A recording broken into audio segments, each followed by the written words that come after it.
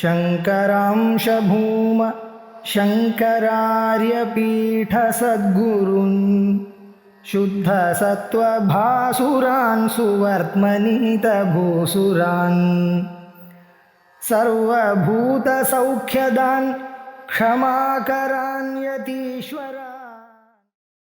இப்போ 84வது ஸ்லோகம். 84வது ஸ்லோகத்தை பார்ப்போம். ஸ்ருதி சீமந்த சிந்தூரி கிருதபாதாப்ஜ ஜூலிகா அப்படின்னு ஒரு நாமா இருக்கு. ரொம்ப சத்தியான ஸ்லோகமா இருக்கு.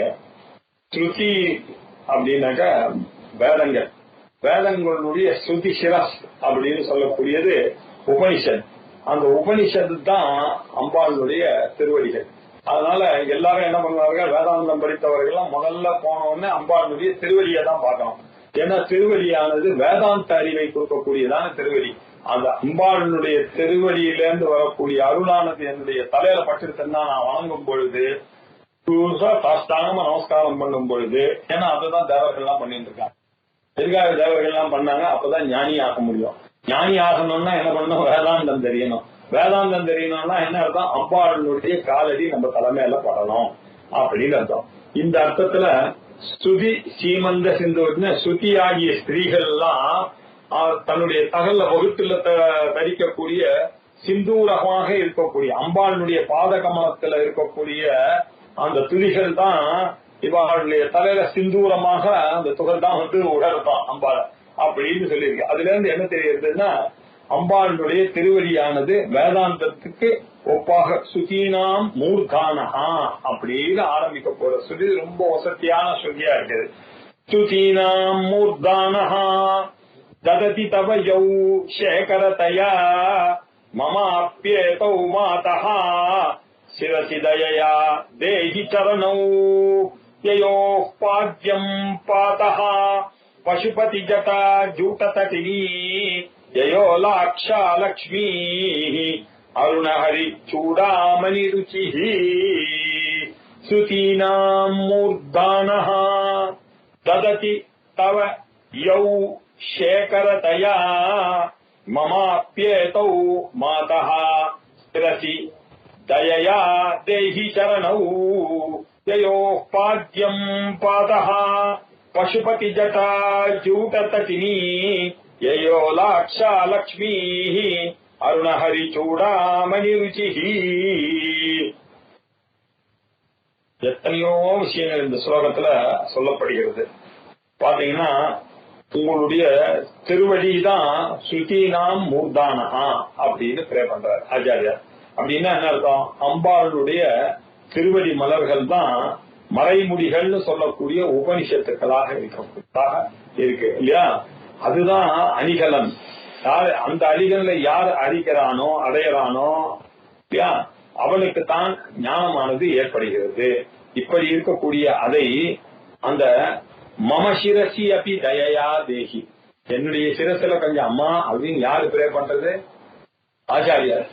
அம்மா உன்னுடைய காலடிய கொஞ்சம் என் தலையில மாமபி, என்ன என்னுடைய தலையிலையும் சிரசி தயயா தேகி, அது அப்படியே என் கருணையோடு என் தலைமையிலையும் கொஞ்சம் வைக்க கூடாதாமா அப்படின்னு.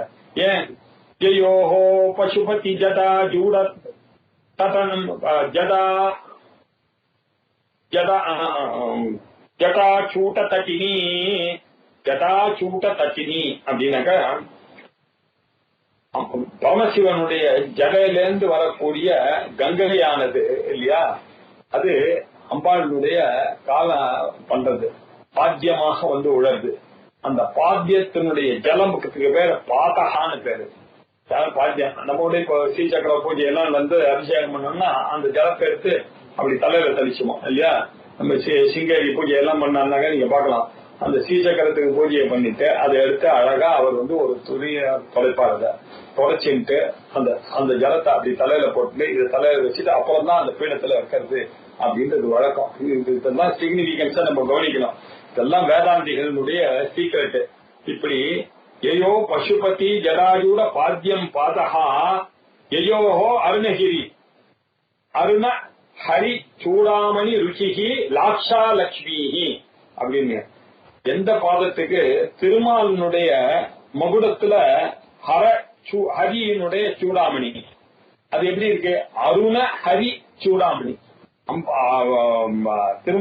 திருமால் இருக்காரு மகாவிஷ்ணு, அவருடைய தலையில இருக்கக்கூடிய மகுடத்துல ஒரு மணி, கௌஸ்துப மணி ஒண்ணு இருக்கு.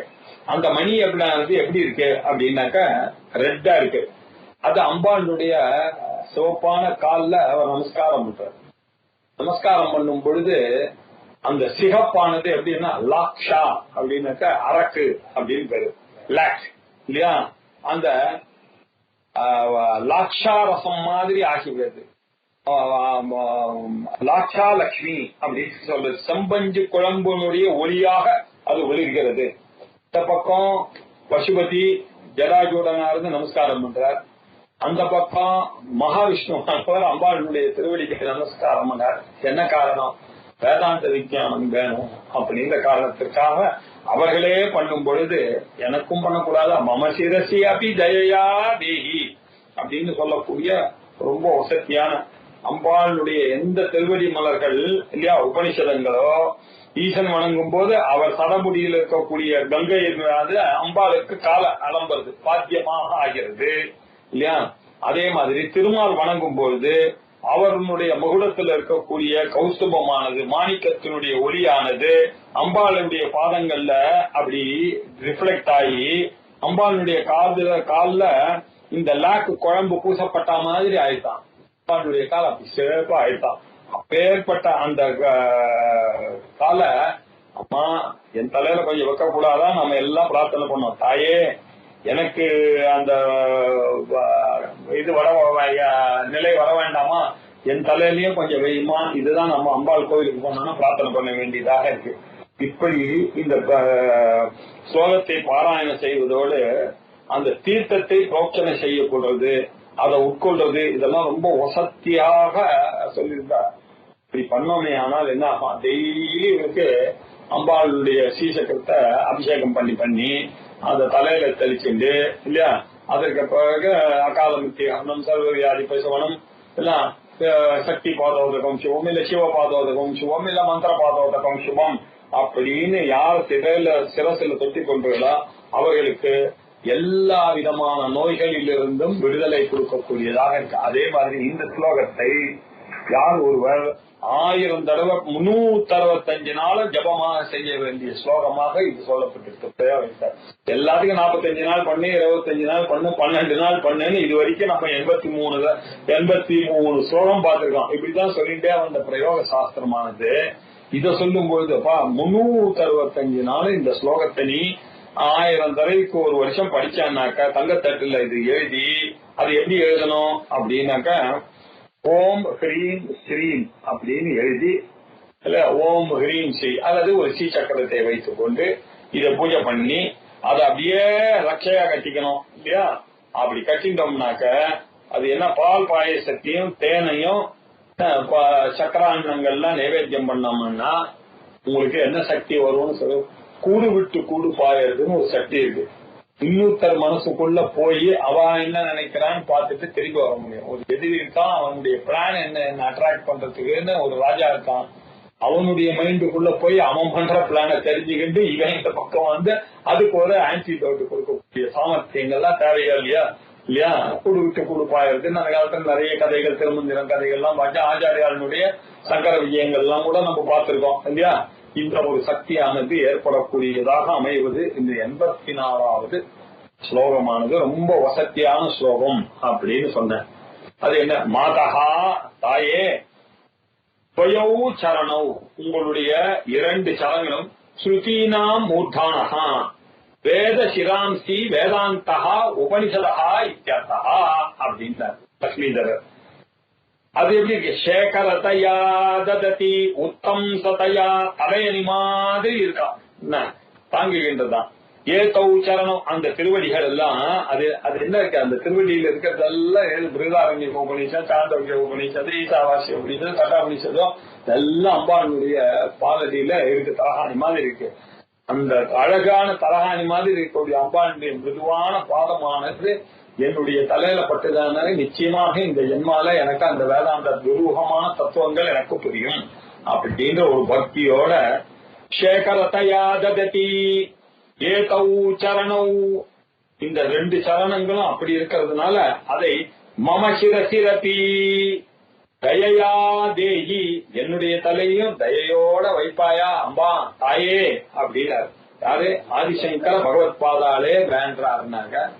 சாட்சாத் சிவாவதாரமாக இருந்து இல்லையா 10 உபனிஷதங்களுக்கும் பாஷ்யம் எழுதி, கீதைக்கு பாஷ்யம் எழுதி, பிரம்மசூத்திரத்துக்கு பாஷ்யங்கள் எழுதி, எத்தனையோ பிரகரண கிரந்தங்கள்லாம் எழுதி, எத்தனையோ ஸ்லோகங்கள்லாம் எழுதி இருக்கக்கூடிய அவர் தனக்கு இந்த ஞானம் வரணும்ன்றதுக்காக அம்பாளுடைய திருவடியான உபனிஷத்தானது என் தலையில அம்பாள் இந்த திருவடியை வெய்ய அப்படின்னு சொன்னோம்னா நம்ம யோசிப்போம். நம்ம ஏதாவது பேசுறதுக்கு ஏதாவது இருக்கா? அவரே அப்படின்னாக்க சதாசரம் லொட்டுன்னு தலையில போய் நிக்க வேண்டிதான். நம்ம அதை தவிர வேற வழி இல்ல நமக்கு அப்படின்றது.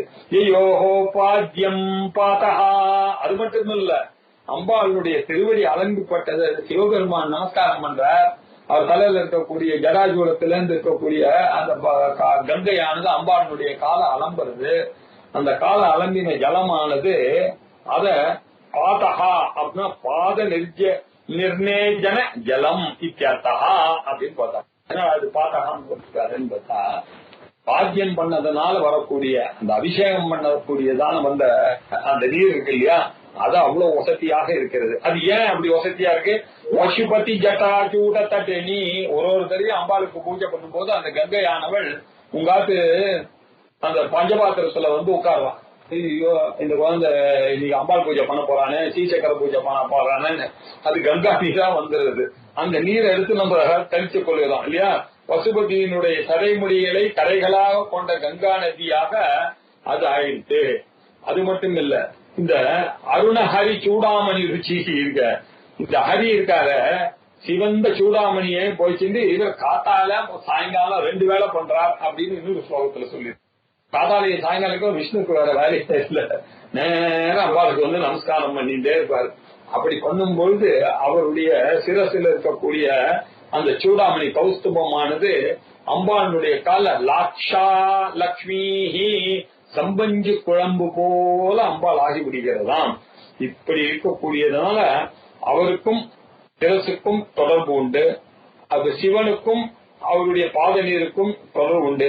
அதனால அவர்கள் 2 பேருக்கும் கீர்த்தி வந்தது. சிவனாகவும் விஷ்ணுவாகவும் ஊரெங்கும் தலையில வச்சு கொண்டாடுக. அத மாதிரி இல்லையா, அந்த அளவுக்கு வேண்டாம்னா அவளுக்கு வந்த மாதிரி எனக்கும் கிஞ்சித்து அருள் செய்ய வேண்டாமா அப்படின்னு நம்ம விஷ்ணுவும் சிவனுமே உங்களை வாங்குறார்களானால் அப்படின்னா என்ன அர்த்தம்? பாமரனும் ருத்ரனாக ஆகலாம், பாமரனும் தேவனாக ஆகலாம், அதுக்கு வழி இருக்கு அப்படின்ற மாதிரி ஆச்சாரியார் இந்த ஸ்லோகத்தை காமிக்கிறதுனால ரொம்ப வசதியாக கருதப்படுகிறது. இதுக்கு ஒப்பாக அபிராமி அந்தாதியில ஒரு பாடல் சொல்ற, பாலினும் தொல் இனியாய் பனி மாமலர் பாதம் வைக்க மாலினும் தேவர் வணங்க நின்றோன் கொன்றை வார்சடையின் மேலினும் கீழ் நின்று வேதங்கள் பாடும் மெய்ப்புயிடம் ஒரு நாவினும் சால நன்றோ அடியேன் முடை நாய் தலையே அப்படின்னு தன்னை தானே ரொம்ப இறக்கியா ஆதிசங்கர வினயமாக எனக்கும் வைக்க மாட்டேன், எங்க எல்லா இடத்துலயும் ஒளியை பரப்பக்கூடிய நீ என்னுடைய வீட்லயும் என் மேலையும் தய காமிக்க கூடாதான்னு இதுக்கு முன்னாடி நம்ம பண்ணோம். உப்பரிகள் எல்லாம் நீங்க பண்றீங்களே, ஏன்னா கண்ணியனாக என்னையும் நீ இத மாதிரி உங்களுடைய கடைக்கன் பார்த்து என் மேல உழற மாதிரி பண்ணக்கூடாது, ஓரமா இருக்க நான் எங்கேயோ எங்க பண்ணக்கூடாதான்னு வேண்டினார் இல்லையா. அதே மாதிரி அபிராமி பட்டாரும் வென்றார்.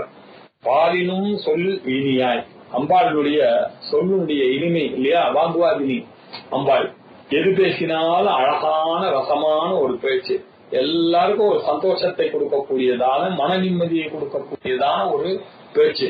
இந்த பேச்சு பாலினும் இல்லையா, அந்த பால் சாப்பிட்டான்னாக்க எப்படி ஒரு சந்தோஷம் பசியை எல்லாம் போய் இது இனிமையான ஒரு தெம்பு வருகிறதோ அப்படி அம்பாளுடைய பேச்சை காட்டாலே வரும். அது மட்டும் இல்ல, பனி மாமலர் பாதம் அம்பாளுடைய பால குளிர்ச்சியை கொடுக்கக்கூடியதான இருக்கு. ரொம்ப குளிர்த்து இருக்கக்கூடிய தாமரை ஒத்த மலர் பாதங்கள் ரொம்ப மிருதுவாக இருக்க வைக்க அப்படின்னா வைத்து அருள அப்படின்னு.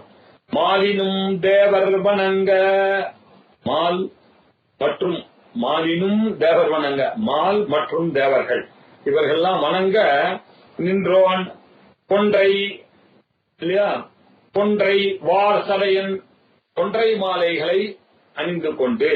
கொன்றை அப்படின்னாக்க ரொம்ப சக்தியான ஒரு மாலை அது.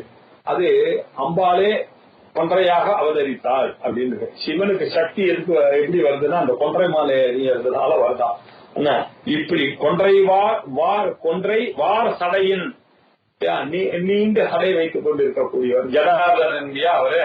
அது வேணும். அவர் என்ன பண்றார், மேலினும் கீழ் நின்று, அவர் எல்லாருக்கும் மேல இருக்கக்கூடிய தெய்வம். அவரை அம்பாள்னு வரும்போது அவர் என்ன பண்றார், அவர் கீழ் நிற்கிறார். கீழே நின்று அவரும் வணங்குகிறார், விஷ்ணுவும் வணங்குகிறார். சிவனும் மேலி நின்று கீழ் நின்று, இல்ல மேல இருக்க வேண்டியவர் அவர் கீழ் நின்று வேதங்கள் பாடும் மெய்ப்பீடம். அம்பாளுடைய காலடி என்ன, வேதங்கள் பாவும் பிரணவ பீடம், ஓங்காரத்தை உடையதாக அம்பாளுடைய கால சரண அந்த பீடத்துல இல்லையா நம்ம தலையை படுற மாதிரி நமஸ்காரம் பண்ணணும். வேதங்கள் பாடும் மெய்ப்பீடம் நாலினும்னா 4 வேதங்கள் இல்லையா. ஸ்ரீபுரத்துல அம்பாளை பார்க்க போனோம்னாக்கா 4 வாசல் இருக்கு இல்லையா. அது ஒரு ஆம்நாயம் இல்லையா, தட்சிணாம்நாயம், உத்தராம்நாயம், பூர்வாம்நாயம், பশ্চিமாம்நாயம்னு சொல்றோம். அது என்ன அப்படின்னா 4 வேதங்கள் தான். அது ரிக்வேதத்தின் மூலமாகவும் அம்பாளை அடையலாம், எஜுர்வேதத்தின் மூலமாகவும் அடையலாம், சாம வேதத்தின் மூலமாகவும் அடையலாம், அதர்வ வேதத்தின் மூலமாகவும் அடையலாம் இல்லையா. இப்படி உத்தராம்நாயம்னு ஒண்ணு இருக்கு, பகவத்கீதையின் மூலமாக அடையலாம் இல்லையா. இப்படி இருக்கக்கூடிய ஸ்ரீபுரத்துல 4 வாயிலுக்குள்ள நடுவுல சிந்தாமணி கிரகத்துல அம்பாள் வீற்றிருக்கிறார் இல்லையா. அப்பேற்பட்ட அம்பாளு நாளினும் அடியே முடை நாய்த்தலையே. ஐயோ, நான் என்னை போல முடை அடியேன், நான் எப்படி இருக்கேன், அடியேன் நாற்றமளிக்கிற நாய்த்தலையனாக இருக்கேன். நாற்றம் பிடித்து என் தலையில போய் யாராவது கிட்டக்க வைப்பானா. ஆனா இந்த அம்பாளுக்கு என்ன ஆசை பாருங்க, அந்த தாய்க்கு இருக்கக்கூடிய கண்ணு என் தலையிலயும் வைக்கிறதுக்கு தயாரா இருக்கா. சிவன்கள்லாம் வணங்குறாங்க, அவங்க தலையில வச்சா நியாயம் இல்லையா. ஆதிசங்கரர் வணங்குறார், அவர் தலையில வெய்யி. நான்னா என்ன சாதாரண நாய் தலையன், என்னுடைய தலையில கூட வைக்கிற சால நன்றோ, இது உனக்கு சரியாமா, நீ பண்றது தப்பு அப்படின்னா என்ன அர்த்தம் சொல்றாரு அப்படின்னாக்க, எனக்கையும் அருள் புரிகிறீர்களே, அந்த தாயினுடைய திருவுள்ளம் என்னமாக இருக்கும் இல்லையா. என்னை போன்ற கடைநிலையில இருக்கக்கூடிய அருகதை இல்லாத எனக்கே உன்னுடைய பாதங்களானது தலையை வைத்து இவ்வளவு சந்தோஷத்தை உன்னுடைய பூஜையின் மூலமாக உன்னுடைய அந்த குரு பாதுகையை, அந்த அம்பாளுடைய பாதுகையை நாம அனுதினமும் நம்ம அம்பாள் பாதுகையை சொல்லக்கூடியதான ஒரு பாக்கியம் கிடைக்கிறது அப்படின்னாக்க, எப்படி இருந்தா நான் இல்ல எனக்கும் இந்த அருள் கிடைச்சிருக்குன்னா அது நிச்சயமாக அந்த அம்பாள் கொடுத்த அருளை தவிர வேற எதுவும் இல்லை அப்படின்னு சொல்ற மாதிரி அமைஞ்சிருக்கு. இப்படி ரொம்ப வசதியாக இந்த ஸ்லோகமானது அமைஞ்சிருக்கு. சுதீனாம் மூர்தானஹா தததி தவ ஜௌ சேகரதயா மமாப்யேதோ மாதஹா சிரசி தயயா தேஹி சரணௌ யயோ பாத்யம் பாதஹ பசுபதி ஜகா ஜூடதட்னி யயோ லாக்ஷா லக்ஷ்மி அருணஹரி சூடாமணி ருச்சிஹி அப்படின்னார். அம்பாளுடைய எந்த திருவடி தாமரைகள் மறைகளினுடைய முடிகளாக இருக்கக்கூடிய உபனிஷத்தோ மூர்தானஹா அப்படின்னாக்க இதுதான் உபனிஷத்து. அந்த உபனிஷத்துகளை ஈசன் வணங்கும் போது கடமுடியிலிருந்து அந்த சாத்தியமானது அவர் கால பண்றது. அதுக்கப்புறம் அந்த பெருமாள் வணங்கும் போது அவருடைய முகத்தில் போட்ட அது இருக்கு. இப்படி இந்த மலை இவ்வளவு கருணையோடு இருக்கக்கூடிய அந்த அம்பாள் என்னுடைய தலையில வைக்க கூடாதா, எனக்கும் அந்த வேதாந்த விஞ்ஞானம் வர வேண்டாமா அப்படின்னு ஜெகதம்பியை அம்பாள் ஆதிசங்கரர் பிரார்த்திக்கிறார். இந்த ஸ்லோகத்தை நாமும் பிரார்த்திப்போமே ஆனால் இல்லையா. அதனால என்ன, சகலவிதமான ரோகங்களும் நம்முடையக்கும் அம்பாள் கனவுல இந்த மாதிரி இந்த ஸ்லோகத்தை பாராயணம் பண்ணா அவர் பேச்சியூர் என்ன சொல்றாரு, இந்த தீர்த்தத்தை புரோக்ஷனம் பண்ணி கொண்டிருந்தார். கனவுல அம்பாள் தன்னுடைய பாதங்கள் அவளுடைய சிரசில் தொழுவது போல ஒரு நாள் நிச்சயமா காட்சி கொடுப்பாள் அப்படின்றாரு. பக்தியோட யார் ஒருவன் இந்த ஸ்லோகத்தை படிச்சு அம்பாளுடைய திருவடிகளுக்கு அபிஷேகம் பண்ணி அந்த ஜலத்தை எடுத்து தலையில தெளிச்சுக்கிறானோ அவனுக்கு நிச்சயமா கனவுல ஒரு நாள் அம்பாளுடைய திருவடிகள் அவன் தலையில தொடர மாதிரி அவனுக்கு கனவு வருவான் அப்படின்னு அர்த்தம். அது மட்டும் இல்ல, இந்த ஸ்லோகத்தை படிச்சா எல்லா விதமான நோய்களுக்கும் விடுதலை அடையலாம். அது முக்கியம் இல்ல, வேதாந்த ஜன்ய ஞானமான ஜீவன் முக்தியானது ஏற்படுவதற்கு ஹேதுவாக இருக்கக்கூடிய ஸ்லோகம். சுதீனாம் மூர்தானஹா தததி தவயௌ சேகரதயா மமாப்யேதௌ மாதஹா சிரசி தயயா தேஹி சரணௌ ஜயோ பாக்யம் பாதஹ பசுபத்தி ஜட்டா சூடதரணி ஜயோ லாட்சா லக்ஷ்மி அருணஹரி சூடாமணி ருச்சி அப்படின்னு சொன்னார். எப்படி 83, 84 ஸ்லோகங்களை பார்த்துட்டோம். இதனுடைய அடுத்த ஸ்லோகம் அடுத்த புதன்கிழமை அன்னைக்கு. ஓம் பூர்ணமத பூர்ணமிதம் பூர்ணாத் பூர்ணமுதச்யதே பூர்ணஸ்ய பூர்ணமாதாய பூர்ணமேவாவசிஷ்யதே. ஓம் சாந்தி சாந்தி சாந்தி. ஹரி ஓம். ஸ்ரீ குருभ्यो நமः. ஹரி